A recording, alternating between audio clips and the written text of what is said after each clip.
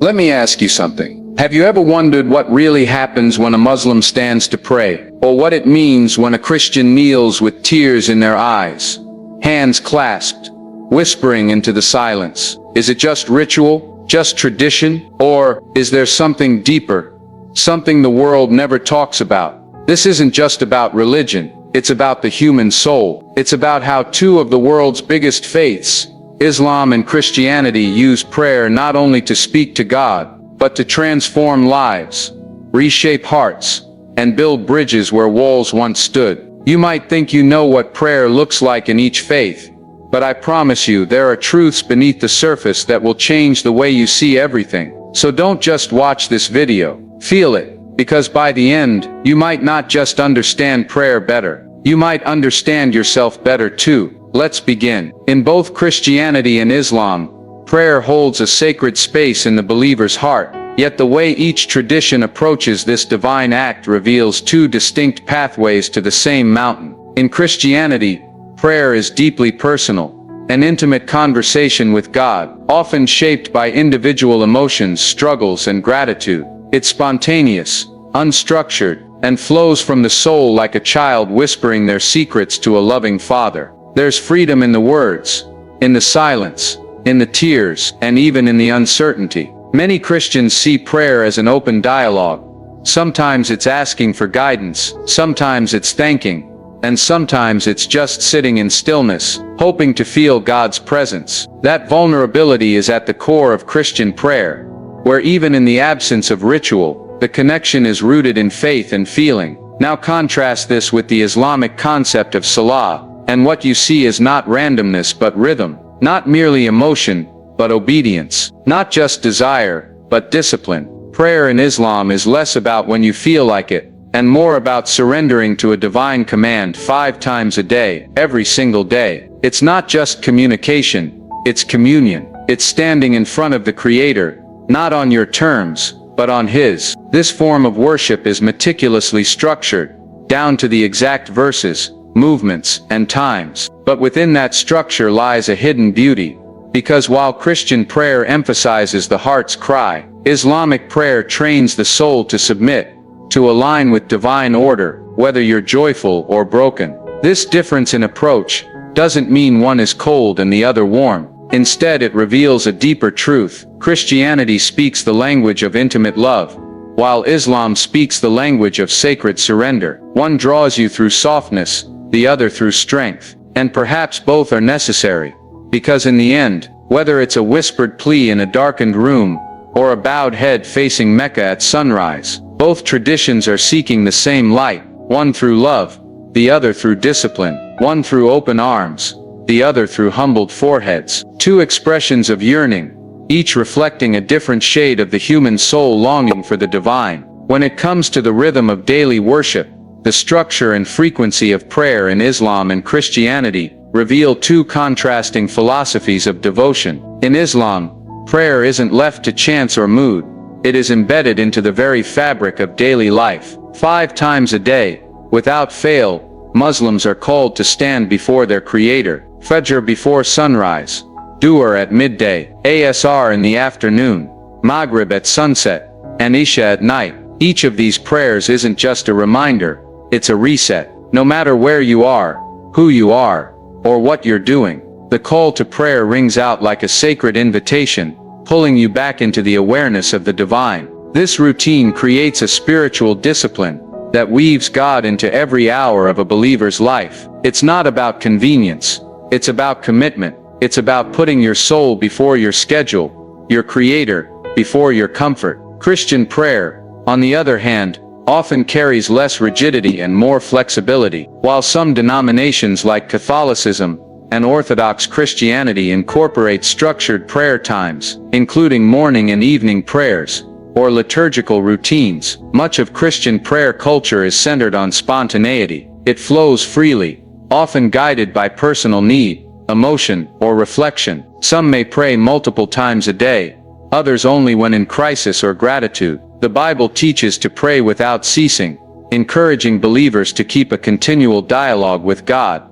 But this isn't tied to specific times or physical acts. It's a spiritual posture rather than a scheduled ritual. This difference reveals something profound. Islam builds discipline through repetition, forming a spiritual muscle memory that becomes second nature. Christianity fosters openness, allowing prayer to emerge from personal experience and emotional connection. In Islam, the frequency of prayer becomes a fortress for the soul, protecting it from forgetfulness and ego. In Christianity, the lack of fixed timing can make room for heartfelt conversations, though it may also lead to inconsistency. One path forms the believer through divine order, the other through divine intimacy. And while the mechanics may differ, the goal remains the same: to remember God in the rush of life, to stay tethered to the sacred even when the world pulls you in every other direction. Both traditions, in their own way, are teaching how to remain awake in a sleeping world. Prayer isn't just about words,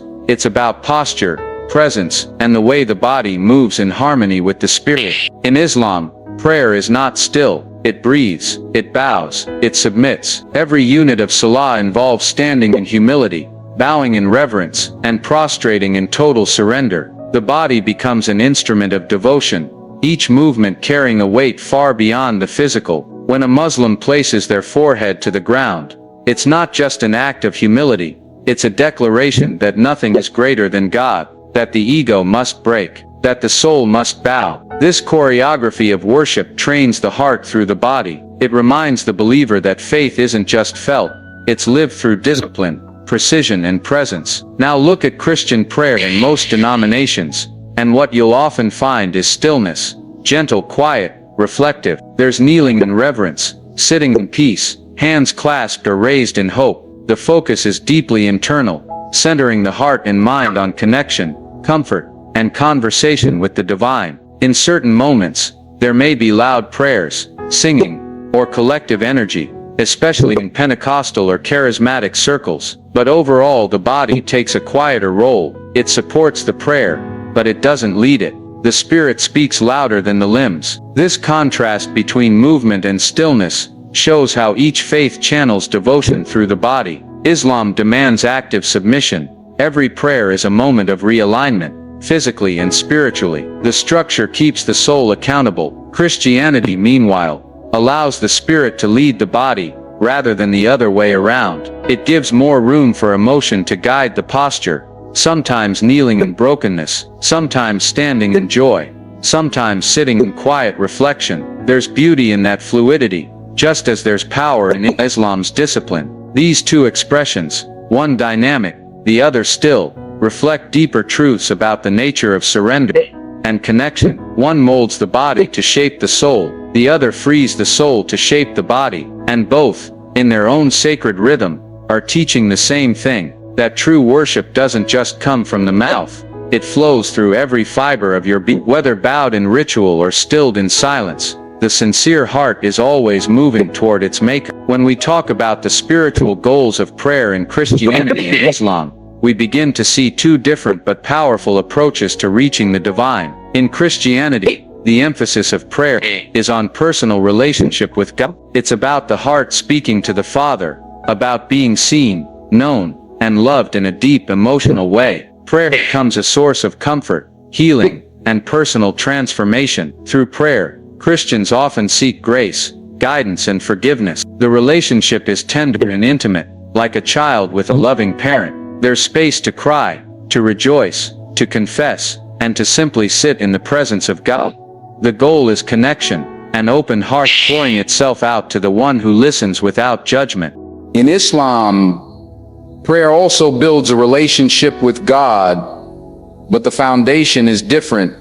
It's built on obedience and submission. The goal is not just to feel close to God, but to honor Him, to recognize His greatness, and to discipline the soul. Prayer is a command from Allah, and every act of performing it is a form of worship that purifies the soul. It's not driven by emotion but by devotion. It's not about how you feel in the moment. It's about showing up for the Creator, whether you're high in spirit or low in energy. It teaches that true faith isn't always about feeling, it's about following. Through this act of structured prayer, the Muslim learns humility, patience, and consistency. The spiritual reward is purification of the soul and a constant reminder of purpose. So while both forms of prayer lead toward God, they walk different paths. Christianity nurtures a deep emotional bond, allowing room for spontaneity and heartfelt expression. Islam forges a disciplined bond through repetition and sacred routine. One softens the heart through love and honesty.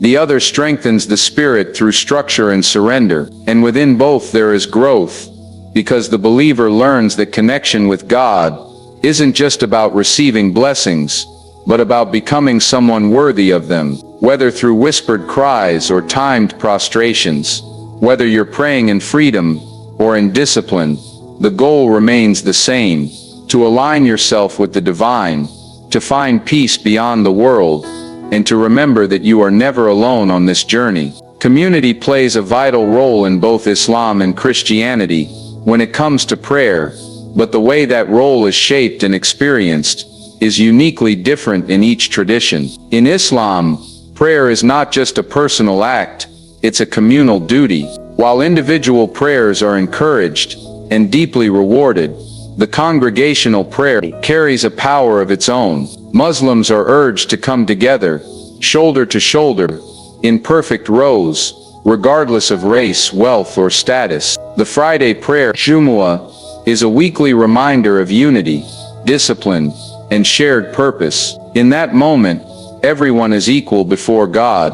There's no VIP section, no front row privileges, just the Ummah, one body of believers moving in harmony, bowing and rising as one. This unity isn't just symbolic, it's a lived reality.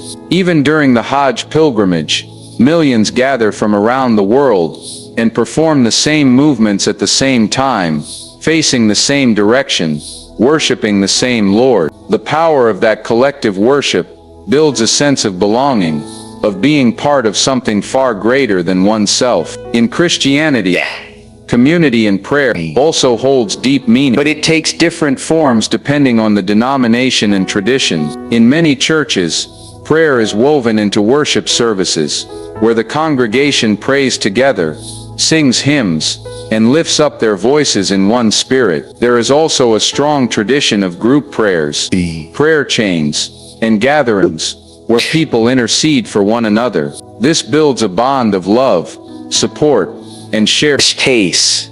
Christians often gather in homes, at church altars, or even online, united by their desire to connect with God and with each other. Yet the tone of group prayer in Christianity is often less synchronized and more spontaneous. People may speak out loud at the same time, or take turns, and there's more room for individual expression, even in group settings. These differences reflect deeper aspects of each faith. Islam uses collective prayer to instill order, equality, and discipline among the believers. Christianity uses group prayer to encourage openness, support, and shared vulnerability. One emphasizes structured unity, the other spiritual intimacy. Yet both seek to create a sacred space where hearts can gather, where believers are reminded they're not alone, and where community becomes a mirror of divine love. Whether in quiet circles or rows that stretch for miles, both traditions show that prayer isn't just vertical,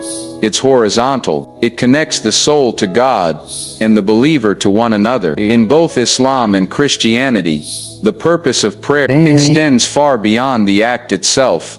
It becomes a pathway to moral transformation and a compass for everyday life. In Islam, the 5 daily prayers are like spiritual checkpoints, grounding the believer throughout the day and serving as constant reminders of what is right and wrong. They build discipline and reinforce the awareness that Allah is always watching, guiding, and judging. Each prayer draws a line between the self and temptation, between ego and obedience. The Quran states that prayer prevents immorality and wrongdoing, And that is exactly how it functions in the life of a devoted Muslim. It's not just about repeating verses, it's about pausing in the middle of life's chaos to remember who you are, where you came from, and where. This routine shapes the character over time. It humbles the soul, teaches gratitude, and instills a sense of responsibility. A person who prays 5 times a day can't live the same as one who forgets God all day. It changes your choices, it tames your desires, and it holds your actions accountable. In Christianity, the moral guidance from prayer comes more through emotional honesty and seeking spiritual wisdom. Prayer becomes a time to reflect, to repent, and to ask for strength to walk the path of righteousness. The Christian believer uses prayer space to confess sins, to seek forgiveness, and to request divine help in making better choices. It's deeply personal, often filled with emotion, and tied closely to the heart's condition. The more someone prays, the more they tend to align their life with the teachings of Christ, loving others, showing mercy, avoiding pride, resisting temptation. Prayer becomes a miracle. It reveals your flaws and invites God to work on them from the inside out. It doesn't necessarily happen at set times during the day, but it often comes in moments of struggle, joy, or decision-making, allowing a real-time relationship with God to shape moral decisions. The difference lies in the structure versus spontaneity. Islam reinforces moral values through fixed rituals that build habit and discipline, while Christianity focuses more on emotional self-awareness and personal transformation through open dialogue with God. Yet both paths lead to the same result, a life that strives for righteousness, shaped by a constant return to the divine. Whether through scheduled prayer or heartfelt conversation, the act of turning to God becomes the foundation of a life that seeks to be good, pure, and meaningful. At the heart of both Islam and Christianity lies a deep yearning to connect with something greater than ourselves, to find meaning, purpose, and peace in a world that often feels chaotic. Prayer in both faiths is not just a ritual, it's a reminder that we are not alone, that we are hurt, and that our lives are more than just the minutes we count. They are the moments we surrender. While the form, structure, and experience between Muslims and Christians, the essence remains strikingly similar, a humble heart reaching out to the divine. One may bow in perfect rows, while the other cries out in spontaneous whispers, but both seek forgiveness, strength, love, and guidance. Both stand in the light of sacred tradition, and both walk a path shaped by devotion. It is not the difference in rituals that define us, but the sincerity behind them.